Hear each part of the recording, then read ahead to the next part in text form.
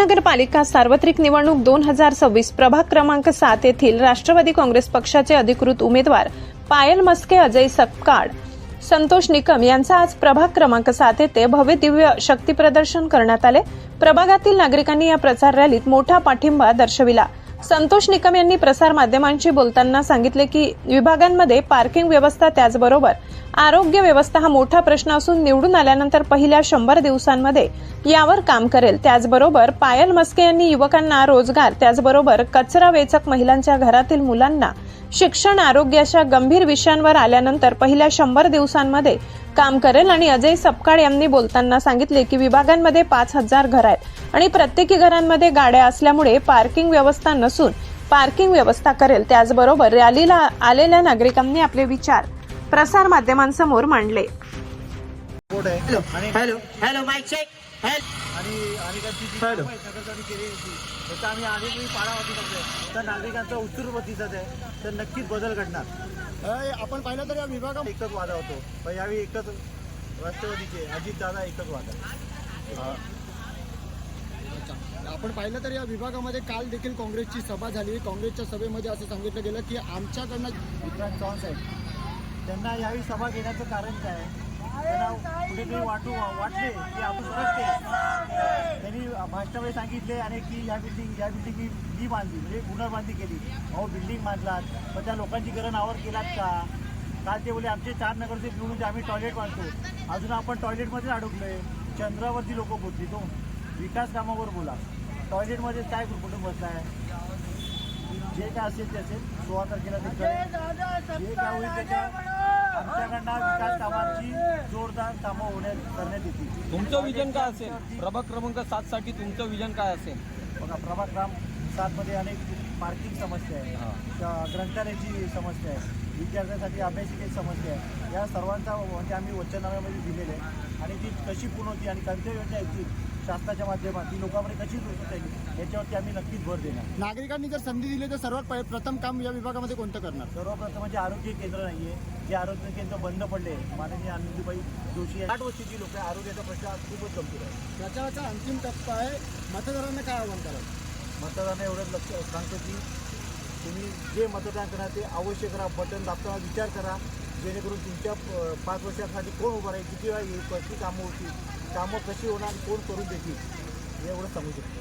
खूप आभारी आहे परांजपे सरांची, नजीमुल्ला सरांची की त्यांनी माझ्यासारख्या तरुणीला एवढ्या कमी वयात संधी मिळवून दिली आणि नक्कीच त्यांनी जेवढाही माझ्यावर विश्वास टाकला त्यांना मी नाराज करणार नाही।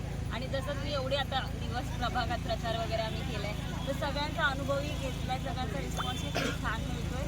तसंच मी विचार करते की सगळे जितकं आता रिस्पॉन्स करतात तितकाच मतदानाच्या वेळेस त्यांचा तेवढाच चांगला रिस्पॉन्स, जरी निवडणूक माझी असली तरी विजय नक्की त्यांचा झाला पाहिजे। युवकांसाठी तुमचं विजन काय असेल? प्रभाग क्रमांक 7 येथील युवकांसाठी जर म्हटलात ना, तर मेन उद्देश पण म्हणाला तरी चालेल, काही हरकत नाही, कारण की माझा उद्देशच हा आहे की माझ्या प्रभागातल्या लोकांना रोजगार मिळवून द्यायचा। कारण की माझ्या वयाचे शिकलेले सुद्धा आता बेरोजगार आहेत, रिक्षा चालवत आहेत, डिग्री हातात पण चालवत आहेत त्या रिक्षा, मतलबच नाही ना डिग्री मिळून जर आपण रिक्षा चालवायची किंवा। आणि मेन एक कचरा वेचक महिला, तर फक्त कचरा वेचतात, काही घरातलं कोणी आहे नाही सपोर्टिव्ह वगैरे, तर त्यासाठी जर घरातला जो माणूस आहे तोच जर कामाला चांगला व्यवस्थित सुशिक्षित आहे, कामाला आहे, तर त्यांना पण कचरा वेचकची गरजच नाही ना घरामध्ये कोणाची। तर माझा तर मेन उद्देश ह्या नगरसेवकच्या इलेक्शनमध्येच येण्याचा आहे की त्यांना रोजगार द्यायचा।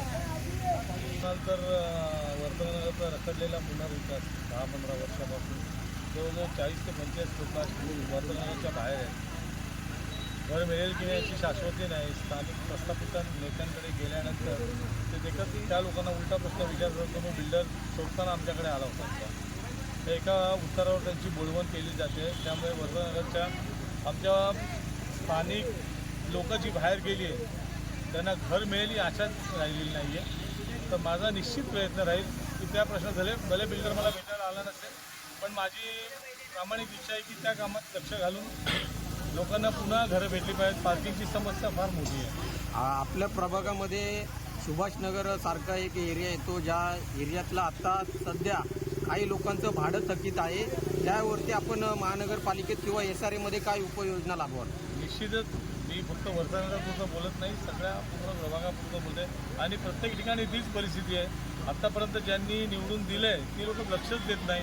त्यावेळी लोकांनी मला संधी दिली तर मी निश्चितच त्यात हे करेन आणि भाडं देण्यासाठी बिल्डरला प्रभाग तयार क्रमांक 7 मध्ये लक्ष्मी चिराग नगर देखील येतं. त्यात तो जो एरिया आहे, जो विभाग आहे, तो पुनर्वसन विकासासाठी जो आहे ते SRA डेव्हलपमेंटमध्ये गेलेला आहे. तेथील नागरिक आहेत ते पण पाहिलं तर बाहेर राहायला गेलेले आहेत. त्यांच्यापर्यंत पोहोचण्याचा मानस कसा असणार? त्यांच्यापर्यंत आम्ही त्यांच्या कमिटींशी कॉन्टॅक्ट केलेला आहे आणि पहिल्यापासून तो आमच्या विभागात जॉईन असल्यापासून बरेच कार्यकर्ते आमचे त्या पट्ट्यात आहेत. त्यांनी त्या विभागात त्यांच्या चाळीत त्यांच्या चाळ कमिटीमार्फत हा मेसेज पोचवलेला आहे.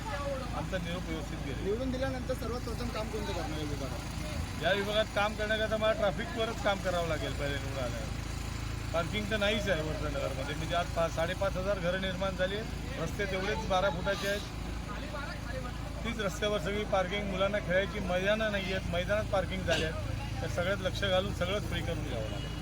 प्रभाग क्रमांक